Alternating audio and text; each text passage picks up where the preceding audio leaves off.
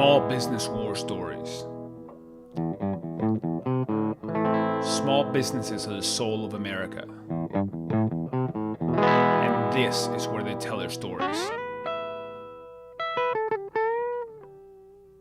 I am your host, Pablo Fuentes. Hey, small business people and lovers of good stories in general. Today is a really, really special episode. It's episode 52 of Small Business War Stories. We come out every Wednesday, so that is 52. That is 1 year of episodes all over the country with people sharing their small business stories and all of their lessons. And I'm honored that I get to listen to them and share them with you. So let's celebrate and let's be really, really excited about today, celebrating 1 year of weekly episodes of Small Business War Stories. And with episode 52, I interviewed a really interesting guest. I interviewed Paulo Brandão. He goes by Paulo Coelho, which means rabbit. That's his nickname. Paulo Brandão, who is a Jiu Jitsu instructor at Gracie Humaita, Austin. That is the academy where I train in Austin. We have some great folks to train. Tim Kennedy from the UFC comes and trains there. We have some really great folks, Randy Vera, who owns Austin Kickboxing Academy. We have some great practitioners of Brazilian Jiu-Jitsu.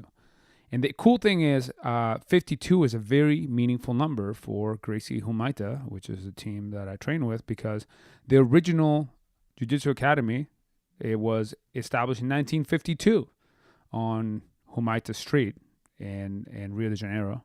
I've trained at that academy. It's been 4 or 5 years since I've been there, but that is the kind of headquarters of our branch of Brazilian Jiu-Jitsu. So 52 is on T-shirts and it's on all kinds of hats and things like that. So it's really cool that today, for episode 52, we are interviewing Paulo Brandão. And Paulo is currently teaching at Gracie Humaita Austin here, a very successful academy. And he goes into a lot of really cool stories. He grew up in Manaus. Manaus, if you don't know, is a city in Brazil where there are no highways that go into it. It's in the middle of the Amazon jungle, so you can either get there through the Amazon River on a boat or you can fly in. But there's no trucks you can take, no buses, no cars, or anything like that, which is kind of wild. I thought so. But he shares a whole story about how he grew up training jiu-jitsu and figure out that this was what he wanted to do. This was his passion. And then he talks about his journey to come to the U.S. and seize the opportunity and what he wants to do, the vision that he's bringing together with the other partners in the business. He talks about Donald Park and Seth Bilal, the other partners in the business, and what their vision is to have one of the best jiu-jitsu academies in the United States and in the world. Paul's a very, very inspiring guy. I'm biased. He's my teacher. I've had several jiu-jitsu teachers. So Romulo Melo in San Francisco, who hopefully will be at some point on the podcast, and then before that, Carlos Apao in San Francisco. But Paulo is my current teacher, and I learn a lot from him, not only in terms of jiu-jitsu, but in terms of life, and I hope that you can get some of that as well. Today's episode is brought to you by Proven. Proven.com is a company I started. You can go, if you need to hire anybody for your small business, you can go to Proven and post your job. We help you post it to over 100 different job boards and get the best candidates, and then organize everybody and collaborate with your teammates. But we're not stopping there. We're adding more resources to Proven. It's becoming really exciting. If you check out blog.proven.com, we are adding lots of resources for small business to become better in all different areas. I have had the pleasure and the honor to travel and drive all over the country and learn lots of lessons, thousands of miles, 10,000 miles in the last year, and lots of different episodes highlighting different lessons. So I'm writing a book, and we're also putting a lot of that knowledge available for free on blog.proven.com. So check that out. We'd love your feedback on that. Without further ado, I do want to get into today's anniversary episode 52 of Small Business War Stories, with Paulo Brandão of Gracie Humaita in Austin, Texas. And we are live here this afternoon in beautiful Austin, Texas. It's a rainy winter day here, and I'm sitting down with my teacher, my jiu-jitsu instructor, Paulo, Coelho, Brandão. Welcome to the show. Thank you very much. Well, it's not so beautiful today. It's cold, but Austin's still beautiful. It's still Austin is Yeah. still beautiful whether it's rainy or not. Yeah. And we have these crazy Texas winters where it goes from 70 degrees to 30 degrees in one day.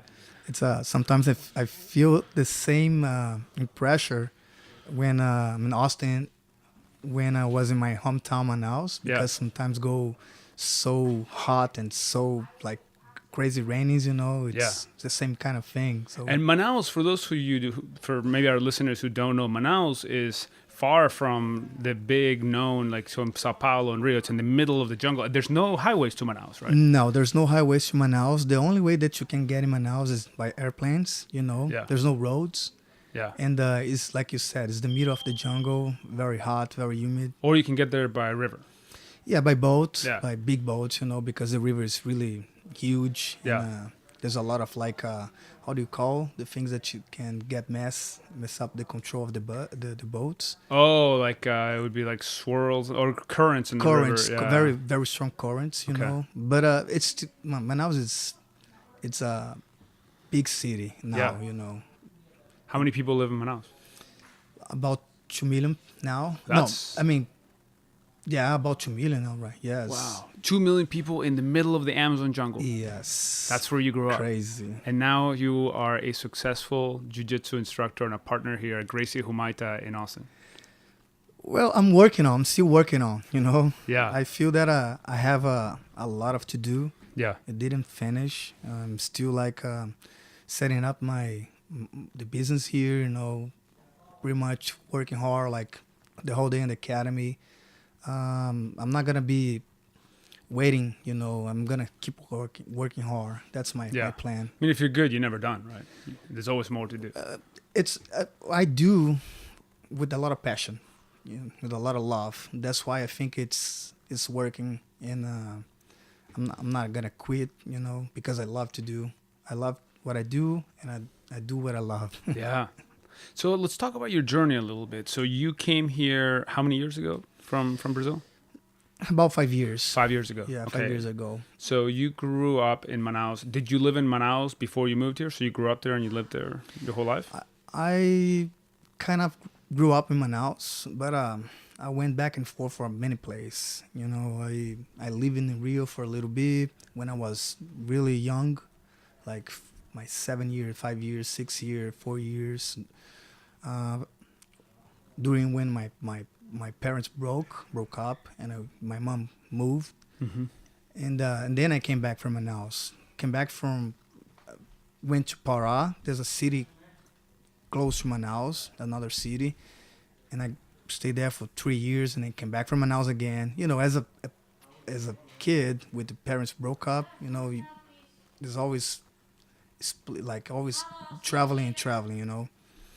But afterwards, I lived in Rio when I was like my 18 years old to my 21 something.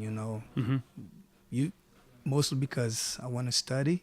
I did a college over there, but the main thing was jiu-jitsu always in my life, So you went there to go to college, but really you ended up spending most of your time. You were at the Humaita Academy there on Ro Humaita, right? Yeah, With Holker. Hulk and Hoyler since when I was 15 years old. Yeah. My first trip to Rio, I was 15 years old. I was green belt. Okay.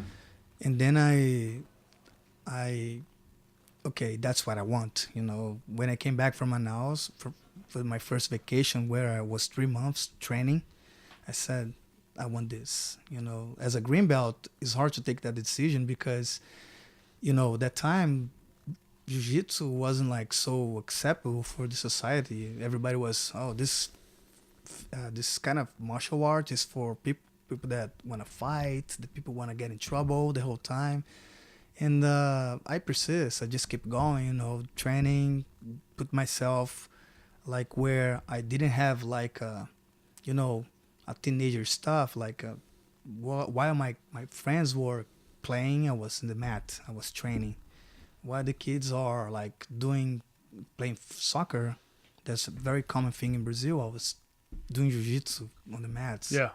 So I spent many times on the mats, and that's kind of helped me a lot, that's where I feel that that's what I want for myself.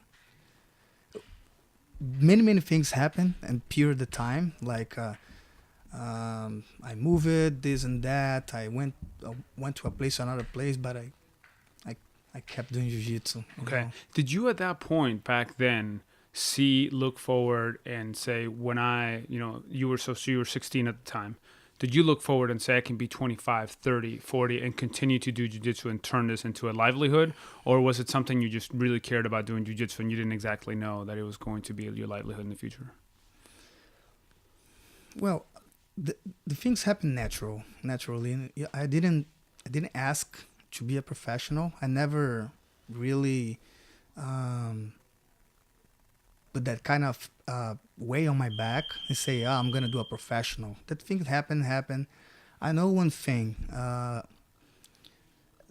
Everything that I did, like traveling, competing, sleeping sometimes in the academy, sleeping sometimes in the couch of the apartment of my friends in Rio, make me just grow, as a man. It's something that I really evaluate the time that I had at that time. People don't know. Sometimes they just see the victories. They don't see the defeats that you passed, that you go through. Yeah. Taking bus, taking risk. Like go from one place to another place. In Rio is a very, very different city in the world. You can take a bus and you can get like steal for someone, can get robbed. Yeah, mugged. Yeah, I've been to Rio a couple times. You know that. Yeah, even like Tijuca, like some neighborhoods are very dangerous, and yeah. you don't want to be in the wrong time, the wrong spot over there. Yeah, and some of them are not very far. So if you're right there in Leblon, you go straight up there, and there's favelas, and it gets intense. And it's a mix of rich people, nice people, bad people. That's everybody's there. Yeah. So you gotta be the whole time paying attention. You know that real. If you don't pay attention, you're gonna be in trouble. But things happen naturally for me. I didn't ask for that, but I saw myself in a situation where, well, I did too much right now. I can't just stop. Let me keep going and see what's going to happen. By the time that happened, I opened a school in Manaus. You opened a school? Okay, Yeah. So how old were you the first time you made money from jiu-jitsu or you had a business with it? 19. So you opened a school at 19 years old? 19 years old, I opened my first school. And you were a black belt at the time? I was a purple belt. Purple belt? Yeah. Wow. At that time, it wasn't too much black belts Okay. in Brazil. And it's a kind of weird for just see a lot of people today like 6 degree, red and black, Yeah. white, because you knew who were the guy that was like black belt, but when I opened my school, I was just like a kid, taking care of a bunch of kids as well, and I think that helped me a lot, because that helped me to be responsible, to be example to them, do the right things, and on the top of this was Royler, Yeah. the one of the best fighters in the world. Yeah. That I want to be so like. This is just for our listeners. Royler Gracie is the son of Helio Gracie, and he is part of a very large clan of. I mean, both Helio and Carlos Gracie had a lot of kids. Yeah. And they're all these siblings, and this is a particular branch and lineage that your school was under, right? Royler Gracie. Yeah, at that time, Royler and the Gracie family never allowed people to use their names besides on the academy competing. If I had, for example, my school was Paulo Coelho Jiu Jitsu, always, for over 15 years, Okay. Now that I see it's open, everybody, you have Gracie Barra, you have Gracie Maitá, have the other school, Alliance, whatever, now it's open. It's like the people looking as a business, but the time was very, very locked. Yeah. Never, no, you can't use my name. Yeah. No, you can't. Well, when Horion came to LA and started popularizing jiu-jitsu and started the UFC and all that, I think that kind of opened up the gates for everybody to start using the Gracie name more, no? Yes and no, because he what I know the history, he locked the name from his own. Oh, and there was some fights about There's that. there's some Yeah. family fights because of this that Yeah. I don't Yeah. want to go through because Yeah. I don't That's know not too much. not worth it. Yeah. Yeah, but he kind of locked it Okay. for himself, maybe to protect. I don't know what Yeah. kind of deal that he want. Maybe he did the right thing, maybe he did the wrong thing, but Yeah. and with this kind of thing, they create a different Grace parts like Grace Maita, Grace Baja, Gracie. How you call here? Gracie. His name of his gym. There's a lot of. I mean, there's Helson Gracie's branch. Helson Gracie. There's a Carlson Gracie. Carlson Gracie Jr. in Chicago, and there's a Yeah. bunch So of, there's a yeah. lot of things right now. Yeah, and Half Gracie. Half Gracie, and Hands of Hands Gracie. Gracie. Yeah. High-end used to have a school. Yeah. So now it's open, but the time no. The time. So let's talk a little bit about the switch. So you were in Manaus. What brought you to the U.S. and how did you end up coming here? And how is running a business at Jiu Jitsu Academy different here versus in Manaus? Yeah. Well, first I was knocking the door for maybe 10 years to come to America. Okay. 1998 I had a invite for Hickson to come and teach one of his academy. And because I was dating a girl, oh now don't go this and that. So I stayed at Manaus and grew my academy. And the second time was I have an invite for Australia, Okay. and I said it's too far. Okay. I think it's the other side of the world. I said no, and finally I was What city in Australia? what is it? Melbourne. Melbourne. Okay, that's what Ivan Voronov is now. Melbourne. He's from Gracie. He's the Gracie Humaita guy Yeah. there. I trained with him when I was in Rio. Yeah. What's his name? Ivan Voronov. Ivan Voronov. He's yes. under Brandon Angelo from Petropolis. Yeah, Brennan is my good friend. Yeah. I know Brennan a long time. Yeah. And I met them through Pedro Sauer. I went to stay at Pedro Sauer's house in Petropolis. in Petropolis, and yeah, train it's a with beautiful place, Yeah, Petropolis. oh, yeah. Did you look for the waterfalls? him. Well, there's waterfalls in the backyard of Yeah, Pedro and it's Pedro's beautiful. property, and then the old stone cobblestone streets. Yeah, and, it's beautiful. So I was in my apartment. Yeah. Talked to my wife. Came back for the academy. She's came back from her job, and I had a call. Hoyler was calling me. I say, "Wow, it's 11:30." Hoyler's calling me. I say, "Okay," and he said, "Hey, Paulo, how's things going?" I say, "Hey, Hoyler, yeah, it's good." And he said, "Do you remember that you said to me that you want to come to America?" I say, "Yes, of course." So you had a chance. You have a chance. You want to come? So you want to come? Say yes. And he said, "Okay, this is what's happened. I have academy in Austin that Donald is the head coach. He's leading the academy. It's just open, but he needs to move to another place because of his work, and I need someone." That's Donald Park, Donald Park, who yes. was part owner. Yeah, he started everything in Okay. Austin. The Gracie Maita. Yeah. And I said, yes, Austin is good. I have the same weather in Manaus, especially in the summer. Yeah. I say, okay, fine. But I need you to say to me if you want to go or not now. Like right on the spot. And I say, but now can I just talk to my wife a little bit? I say, yeah. And I turn off the cell phone and I face my wife and say, I have a opportunity now. It's always what I want is move to America. You know that. I always have this kind of, dream. Move to America, learn a new culture, And my wife she's so nice. She said, "You want to go? What are your heart saying to you?" I say, "It's time." Yeah. And I just call him back. I say, "Yes," and I'm down. And he said, "Okay." 2 weeks after I was here in Austin. What year was this? July 2012. 2012. So 5.5 years ago. Yeah, 5.5 years ago.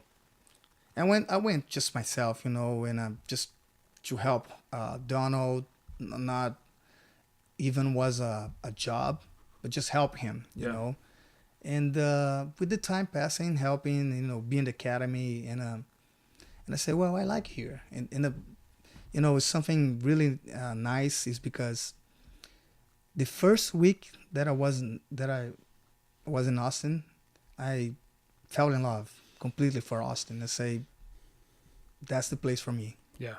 And after that, so when it expired the time by my visa, I came back from Brazil, of course, and I have a proposal for Donald and all the partnerships. You know, say you want to come, say yes. So let's work on your visa work. Mm-hmm. And man, it took like almost 5 months. Yeah. Finally, they approved, and I came back with my whole family. And you know, brand new academy, few students. We start with 57 students only. You barely can pay the whole facility and the whole everything. You know, I was here. How many students are here today? Today we have around 180 students. Okay. You know, almost there. That time it's not good. December, you know, November, December. Yeah.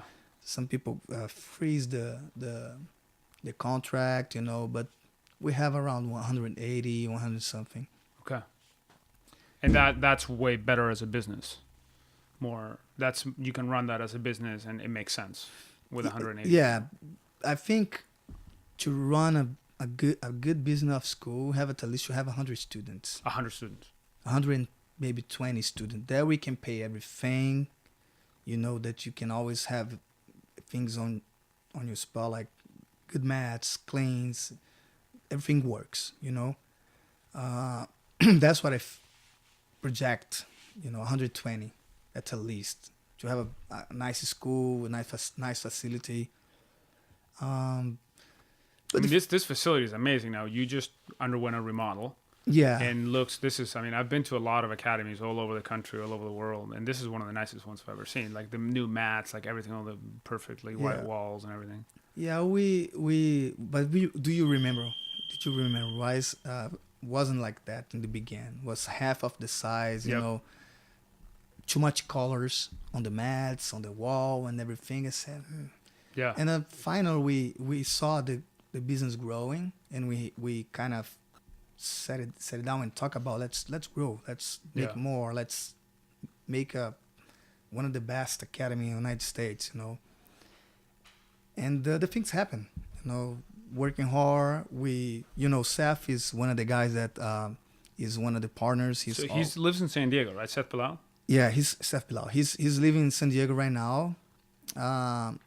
He's supposed to come back 2 years ago, you know, and I say, Seth, look, you are here in San Diego. You are close to Hoyler. You are trained with Hedges. Why don't you stay here? Get promoted for your black belt, and then you come back to help in the academy. That's gonna be good for you. You're gonna be, trained with Hoyler, learning from the source, and I think it's gonna be good for you. And you're gonna prepare yourself to help me in the future, you know. And I'm good there. Don't worry about, you know. But we always in contact. We always talk about to improve the academy, to make plans, to make like promotions, you know, everything. So the people then that you confer about everything that has to do with the business, it's you, Donald, and Seth? And Seth, okay. Yes. Great. Donald now it's busy, you know. He's a super busy guy. He's working with the other things, you know. He's not here every time, but always helping, always giving advice, you know. When he comes to the academy, I prefer him training than teach, because it's where he can, I think, release the stress and all the things of this business work they do for yourself, you know, hard things, stuff.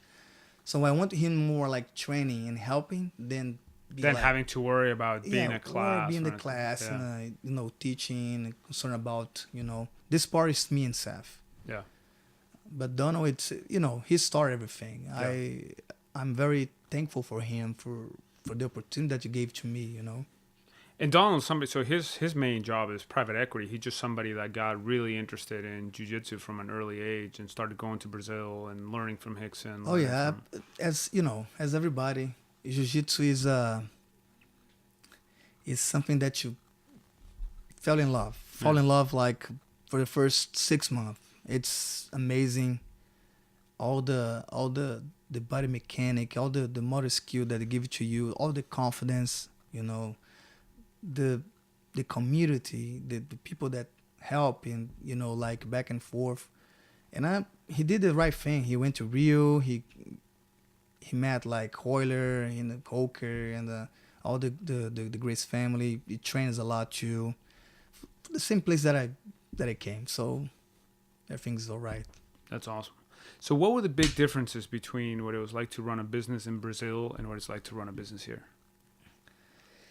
Well, I think it's the commitment, you know. In Brazil, besides we have the best jiu-jitsu, I do believe we still have the best jiu-jitsu, you know. We're proved the champions are Brazilian. Mm-hmm. I still a big number of champions.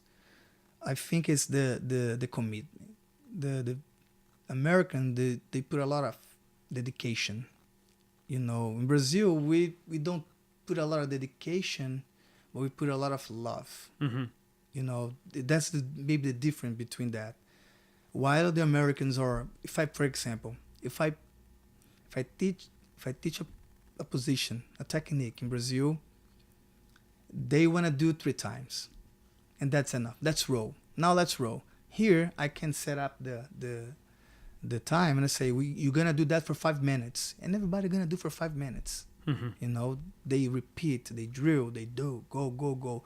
In Brazil, it look like they don't have the commitment, but they have the passion, they have the love. Mm-hmm. They want to do 3-4 times and they want to roll. Just that, you know. That's what I do believe, the difference between... it's just rolling is, sparring. Yeah, rolling is the common... you know, Jiu-jitsu slang term, that we say in Brazil. They're sparring. They want to spar the whole time. Mm-hmm. What about from a business perspective? Well, for a business perspective is you know, they enroll the contract. You don't see too much academies where people sign a year contract, a 6-month contract. Okay. They think this is, no, I don't want. I prefer pay you a monthly. And sometimes they don't pay. You know, they just keep doing. And also, the professors, they don't charge. They don't charge. Okay, keep training, you know. For business perspective, I do believe it's, like I said, the commitment. Let me sign here a contract where I'm going to put myself a year training jiu-jitsu, collecting all the benefits, you know, the technique, the social thing that we had in the academy, you know, the sweat and everything. In Brazil, no. Brazil is more like I can say a club where mm-hmm. people go train. Let me train. Let me sparring now for 30 minutes. Okay, time. Thank you. Bye. See you. Here, no. Here has a kind of professional thing, you know, where everybody puts your effort, dedication, put your money to. I used to say, like when I teach seminars, that jiu-jitsu is like a saving account where you put your money. You're not gonna return your money, but you're gonna improve your confidence. You're gonna improve your skills. You're gonna feel better. There's nothing better than the stress outside of the academy, and when you come to the academy and you're sparring. Yeah. You feel, oh man, I need that. To me, it's a sense of, regardless of what other worries you have in the world, you have to be present. So if somebody's trying to choke you or break your arm, or you're trying to reverse a position on them, you are basically, it's impossible to think about your power bill or your grocery list because you have to be there. You have to be there. It forces presence. It forces present. Yes. Otherwise, man, you're gonna get choked, or you're gonna armbar you. You know. And that's one of the important thing, because when people are not paying attention to train, is where the injuries come. Mm.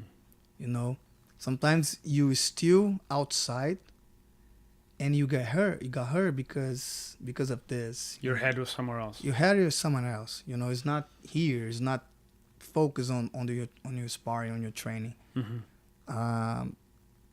And you don't, like I said, if you are halfway training, you can get hurt. Yep. If you are 100%, you can hurt people.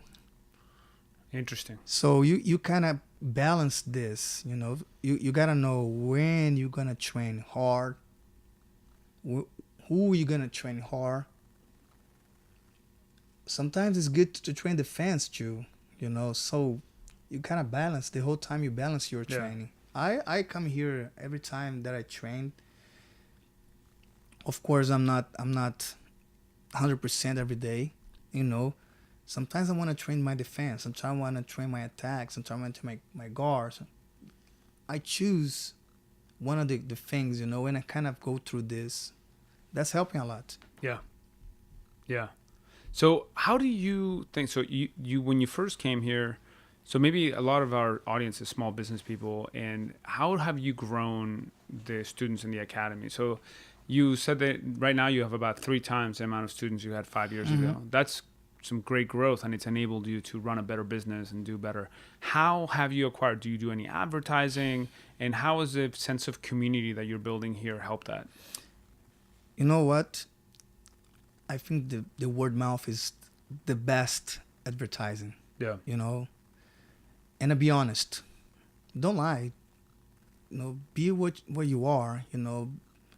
When you come to the academy as a responsible, as a teacher, man, be happy. It's not everybody that has the kind of labor that you come and put your gi and deal with people, you know, like, and pass the love and pass the love that you have for the martial art, you know. My 25 years teaching, I'm pretty sure that one of the things that I never did on the mat is lie to my students, you know, like kind of be honest. Yeah. Hey, you're doing wrong. Yeah. Hey, this, do that. Try this. Oh, I don't know this. I'm come back home, stud, and the other day I'm here again, you know, because Jiu-Jitsu not going to lie to you. Yeah, Jiu-Jitsu never lies. Never lies to you. You can talk all you want, but the mats don't lie. The thing that you are so concerned about, I was talking with a student the other day about concepts, a theory, you know. Oh, the theory of this, or the concept of this. No, man. Jiu-Jitsu is more feeling. Jiu-Jitsu is more how you feel the day, you know, how you can transmit your passion, you know. And if you have like a bad energy, that's gonna transmit for the other partner. Right away you feel that. So I do believe that one of the things is the word of mouth, the passion, the honesty, you know, the right thing. You know, do a good do a good class. Everybody gonna talk about the good class, you know. Even if sometimes you can have the right communication, like I don't speak 100% English. I can communicate, you know. Pretty damn good. I mean, I know my weakness in my English, you know, but I'm improving every day, you know. Sure. But I can give you a good class. I can teach a good class, you know. I can feel that. I can transmit that, you know. It's like you're in love every day. Yeah. Wake up in love for Jiu-Jitsu, you know. It's like that. I do believe that. That's great, man. That's great. What other revenue sources? So you guys sell uniforms, T-shirts. So one of the things that I think fitness businesses in general struggle with is making. So a lot of people that get into the fitness industry, actually our friends at Atomic Athlete, Todd was on an episode of the podcast too, and a lot of people in the fitness industry sometimes like they have a passion for it, but the numbers, the dollars are difficult for them to make sense of. So what are some advice that you have, some things that you guys do. So you sell T-shirts, you have different things that also add to your bottom line to make the business work better. Yeah, but this is, I think this is secondary, you know. This is help a lot. Of course, it's gonna help to grow the revenue, but yes, selling gears, shirts, always gonna, in the end of the month, is gonna be good. But the main thing is to do a good class. Mm-hmm. You know, be at the time, finished at the time, the class. You know, posture on the academy. You know, don't let the things go mess up too much. You know, control the class, control. Be confident when you're teaching. You know, that I think that's the main thing. The other things that help to grow, it's a question about how can you sell, you know, how can you show this is a good product, you know. Mm-hmm. And there's so many brands, so many things, you know. We have our own Gracie Muay Thai store. Mm-hmm. That's a good advertising, but and we have products here, and weekly, you know, work with the secretary. We can do announcements. Oh, we have we have a 20% off this month. Let's go. Let's everybody push everybody to buy, because this in the end is the team. Mm-hmm.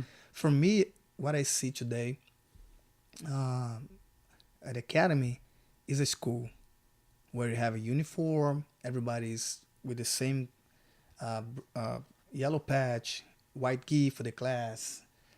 If we're going to a tournament, everybody should wear like a shirt, you know, and that's it. Yeah. How have you seen this sense of, you're talking about how everybody has a sense of community and belonging to the team, right? So you're talking about everybody wears white gis, which is not every academy is as strict. We are pretty strict here about everybody wearing white gis, and we've gotten more strict since the time that I joined here. But how have you seen how the positive effect that sense of community and that jiu-jitsu has on people that practice jiu-jitsu? Well, maybe because jiu-jitsu it's a tool, right? And when you open the box, you have so many things, you know.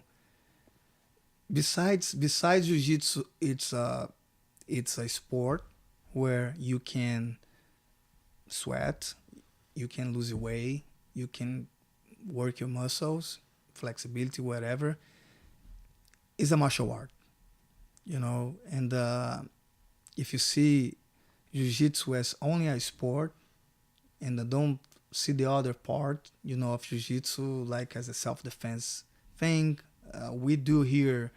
We have a self-defense curriculum that we follow every Tuesday.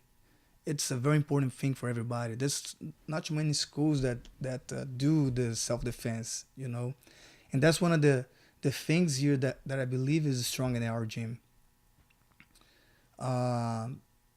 So I do believe if they think about self-defense, you know, to help them for any situation outside of the mat, you know. It gives people confidence. Gives you confidence. Yeah. Not only confidence to you to fight or face someone, you know, but for example, you have a big test and you have to pass, or have a job interview, and you can feel that thing. You're not gonna be scared about, because there's nothing scared than someone choking you. You've already reached the pinnacle. Smother you on the top, you know, like sweat on the top of you, try to armbar you, try to set up like a wrist lock. You're at it. You snap. Someone is trying to choke you, and this is when you go outside and you talk like a job interview is easy. You know, nobody's is trying to choke me here. Yeah. It's just a regular conversation. You know, you be natural. Just be honest about what you know. You know, that's one of the things that I believe. You know, the thing that the jiu-jitsu gives you, the strong mentality, mindset, the strong confidence, you know.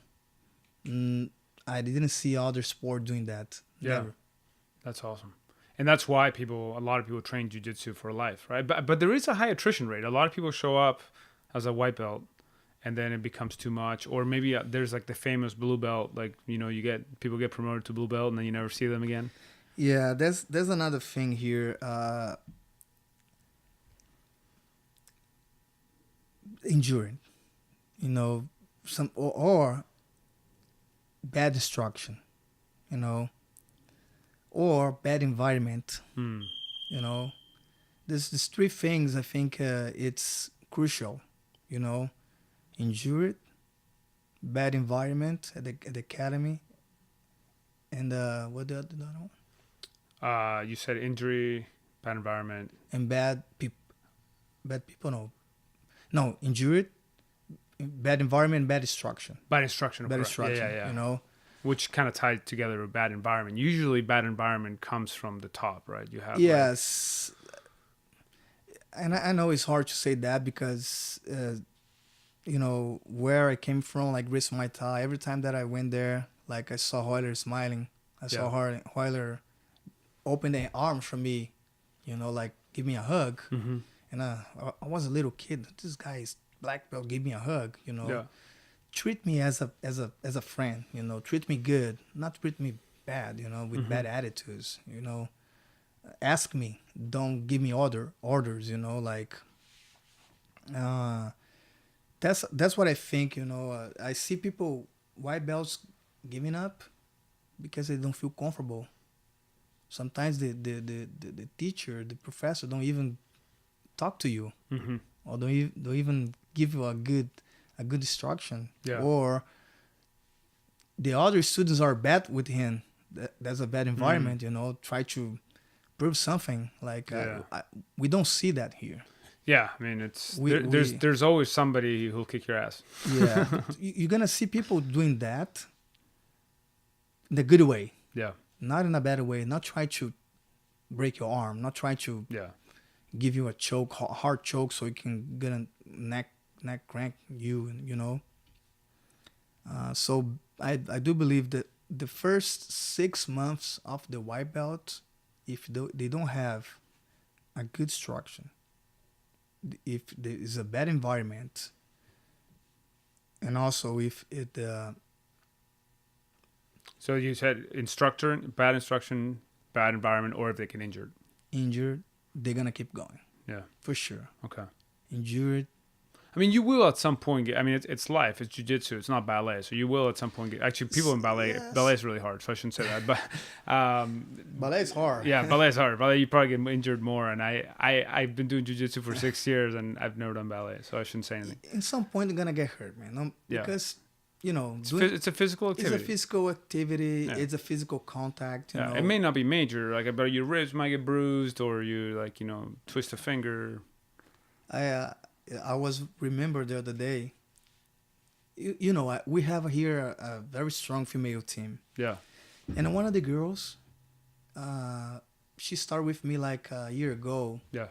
I remember she was 3 months, 4 months, and I said, "Today you're gonna stay for train, just sparring." And I put her to train with some girls, like blue belt girls. Mm-hmm. In the end of the train, I remember we bow everybody, bye, say, and she when I saw her, I say, "Hey," I'm not gonna say her name. "How was it?" She started to cry. Mm. I was scared. People would choke me. People say, "Yeah, but it was a good way." And I'm pretty sure that you're gonna learn today. It's not only you get choked, but how you can defend yourself. How can you handle this? And she stopped to cry and say, "Go think on that." Because if you have the situation afterwards, you're gonna know how to deal with that. Okay, a year after, there's a new girl, and that girl now she's almost a blue belt now. She's gonna get her blue belt next year. Mm-hmm. I had a new girl in the same situation where I say, "Today you're gonna stay for train." she was the same thing. Yeah. People are choking me the whole time, almost crying, but she was a little tough, And I call her. I call the other girl. Hey, come here, please. Tell your experience about the first time. Yeah. She said the same thing. Yeah. You gotta deal. You gotta know how to handle it now, because afterwards it's gonna be hard for you if you don't know. Yeah. So, if you can pass for this stage on jiu-jitsu, like you're gonna go. Just go. Yeah. Can you think of a time when things went really wrong with the academy, and how did you deal with it? Like, in the time when things went bad, like, sideways. We had in the past a thing called taparia. Taparia, it's hands up, clean hands like that. We're gonna take the top gi, and you're gonna do no gi, but with the hands open, like try to slap on the face. So actually, so with strikes, like open-handed strikes. Open-handed strikes, That was, I think, was a very bad thing in the past, Okay. That's, I don't know if this is ever happened here in America, but in Brazil it was very common. Okay. Every Friday or every summer, used to be no gi, where you're gonna use just the pants, maybe use a shirt or not. If you don't use a shirt, man, be ready to come back home with the 4 fingers on your rib here. Just a lot of marks. A lot of marks, like people will slap on your face pretty much. Like many times I come back home, like with my ear, like with the Oh man, just like swollen ear. Swollen ear, yeah, because slap on my ear, That was, I think, was a bad thing in the past. Did you ever do that here? No. No. Okay. No. Yeah. No. Never, and I'm never gonna do it. Yeah. I stopped it to do the running the gauntlet. Run the gauntlet, because So just for I ran the gauntlet. I didn't run the gauntlet for my purple belt. For my blue belt, everybody in the academy lines up on both sides and takes off their belt, and the person who just got promoted, as a way of quote unquote getting congratulated, gets basically whipped with a belt. Oh yeah. And it sounds like not very much because it's a piece of cloth, but when 80 people are hitting you as you're running through, it actually hurts quite a bit. There's actually my picture of the gauntlet was on Jiu Jitsu magazine, because I'm running through and just covering my face. It's pretty wild. Yeah. Why did you stop doing that? I think it's not necessary. Yeah. I think it's a prime day. You're not gonna go back home like with a lot of marks on your body. Yeah. It's some people are mean. They wanna hit hard. And I say, well, I'm gonna stop to do that. I think the academy is changing. This new generation now, it's getting better and better. When I started teach jiu-jitsu, my first generation was, my second generation was kind of good. My third generation was really good, and I learned a lot. I always kind of do the same thing, gauntlets and kind of taparia. Mm-hmm. And the time is past. I say, man, this is not necessary to jiu-jitsu. You don't need to. Jiu-jitsu, normally, you gonna be good to defend yourself without the gi. In 6, 7 months, 8 months, you're gonna be good. Mm-hmm. Someone try to approach you, don't know, you're gonna know how to deal. Right. They give you like the power to handle it. Any man that don't know any kind of martial art. And the interesting part about, like, most people who train martial arts are not interested in going and getting in random fights either. No. Like, the more you train, the more you know, the more you kind of calm, and you're like, the more you train, more you're gonna get confidence. You don't need to. Like, you don't need it. There's nothing to prove. Like, like that happened to me. Somebody tried to fight me at a dog park about 3 years ago. Mm-hmm. And I was like, man, I do this for fun, like 4 times a week. Like, I'm not gonna, like, his dog was attacking my dog, and I hit his dog in the nose with a stick, and then his dog went away. And he got mad. And he got mad. And I'm like, it's like, I did the the Helson thing when he goes like this, puts his hands up and Put your hand here. yeah, Okay, relax. yeah, Yeah, as much you're gonna train, as much you're gonna be confident. It's not that you not gonna defend yourself. You know, if someone come attacking me, I'm gonna defend myself. But have the point that I'm gonna attack someone just because dog they're fighting yeah, is ridiculous. yeah. It's crazy. It's crazy. Someone go to attack my son, Yeah, or I would do something. Yeah. But you're gonna know how to face this pretty much. I don't think it's a big deal. Go outside and fight with someone that don't know anything. What gonna prove? Nothing. Yeah. So this is a signature question that I ask every guest on Small Business War Stories. What is the number one lesson that so for anybody else who's thinking about starting a business, who is maybe operating a business, and what's the number one lesson you would have to share about running a successful small business? Number one rule, it's like I said, be honest. Be honest. Be honest with yourself. You are a human being. You're not a robot. You have feelings, Sometimes you're not good, but be on the mat. Be happy. Smile, Be a nice person, Be good. Just be good, with people. Don't treat people like my someone, really someone, in two situations, when you are a champion or you are in a prime of the something, or when you are not a champion. When you're in the bottom, when you're like bottom. Getting kicked down, Yeah. and like you're in the. You're gonna know who is you're with you, who is your partner, who is your friend, real friends. I just want, I think one of the things that people see on me is because I'm honest. Mm-hmm. I don't like lie. Okay. I don't like to lie to someone. Be honest. Be honest. Just that. Be you. What is your vision for the next 10 years? So where do you want Gracie Humaita Austin to be in 10 years from now? We are now in a transition to improve more business stuff,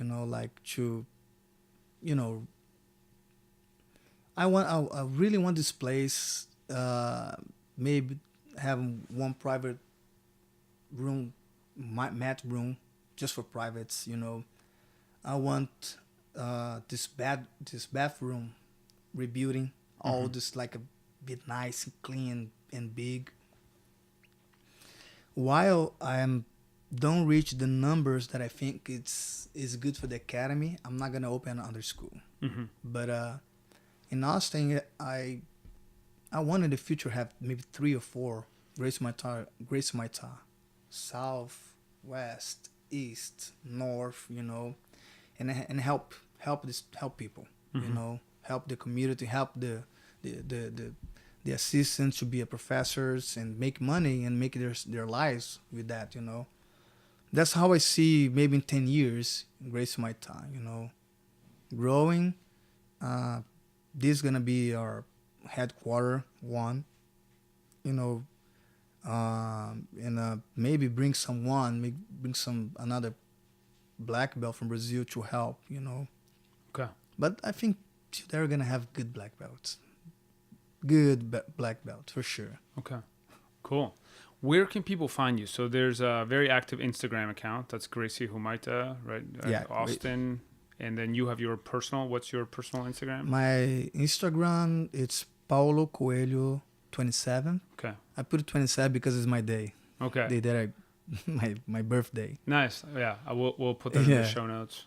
And I have my personal Facebook page. It's Paulo Brandão.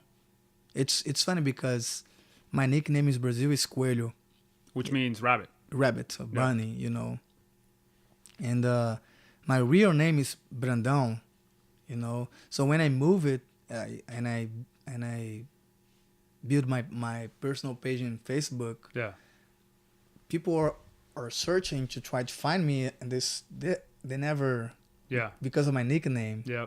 But the Instagram now is everybody knows, so they kind of connect both, and they see. And I'm here every day in Grace Maita. Every year, Gracie Matai. Every day I'm here, bro. Morning, afternoon, night. Right here in the south side of Austin. South Austin, Blazer, close to the mall. Blazer Tag I think is a famous one, right? Blazer Tag, and I'm here. That's awesome. It's a very, very inspiring story to have you come from the middle of the jungle in Brazil, literally, to now running a very successful, amazing academy in Austin. It's been an honor to have you on the podcast. Thank you very much. Thank you, sir. Appreciate it. Appreciate it. Thank you for listening to Small Business War Stories. If you enjoy the show, share it with a friend, or you can subscribe on iTunes, Stitcher, or on our blog at blog.proven.com. If you have an idea for us, we'd love to hear it. Please email us at podcast@proven.com. See you next time.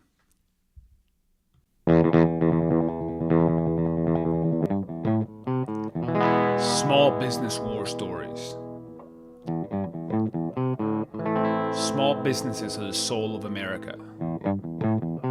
And this is where they tell their stories.